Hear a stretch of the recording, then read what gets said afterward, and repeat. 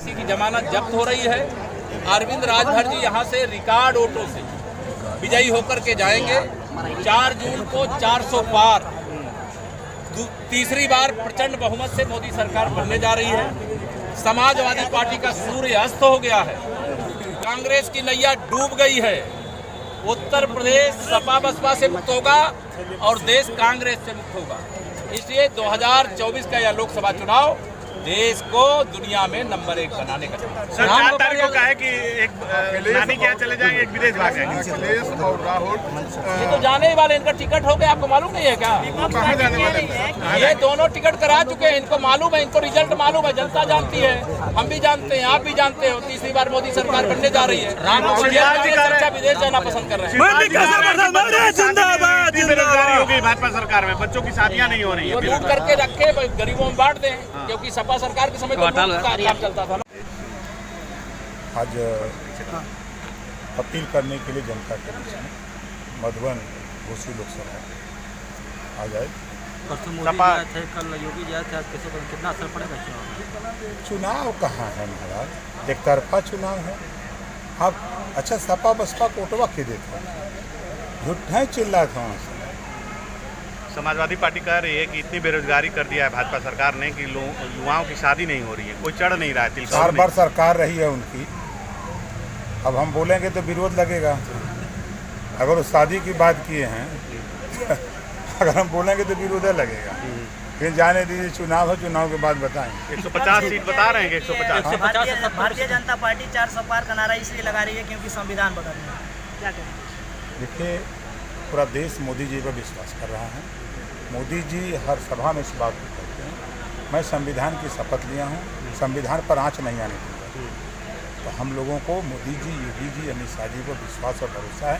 अब विरोध शिक्षा की बात क्यों नहीं करता, रोजगार की बात क्यों नहीं करता, नौकरी की बात क्यों नहीं करता, आपके ये फोटोग्राफर दुर्घटना बीमा की बात क्यों नहीं करता, पत्रकार आयोग की बात क्यों नहीं करते? सर ये बेमतलब का पे चिल्लाते हैं। अब अफजाल अंसारी ने आपकी बड़ाई की है, कहा कि अच्छे नेता है समाजवादी पार्टी। पूरा देश सब बड़ाई कर रहा था।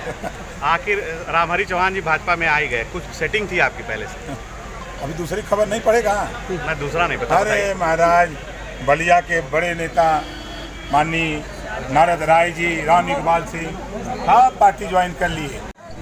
माहौल दिन प्रतिदिन डेवलप हो रहा है और अब ये जो स्थिति है, आप देखें कि पहले माननीय प्रधानमंत्री जी, फिर मुख्यमंत्री जी, फिर उसके बाद अभी माननीय पाठक जी, फिर उसके बाद जो है हमारे केशव प्रसाद मौर्य जी, सभी लोगों का आगमन हो रहा है और ये 100% जीत पक्की है। और इसी जीत को सुनिश्चित करने के लिए और यहाँ का माहौल देखने के लिए माननीय केशव प्रसाद मौर्य जी आए थे, उन्होंने भी आशीर्वाद दिया।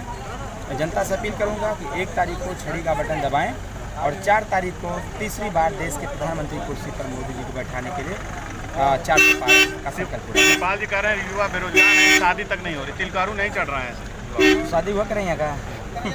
कौन कराएगा? आप कराएंगे? शादी वही करा देंगे। अब तो दूल्हा बन के जा रहे हैं। उनकी सरकार थी तब क्या कर रहे थे? तब तो जो 58,000 पुलिस की भर्ती आई थी तो उसमें तो 52,500 हो गया था पश्चिमांचल से, 5,000 खाली पूर्वांचल से, पूर्वांचल के 28 जिले।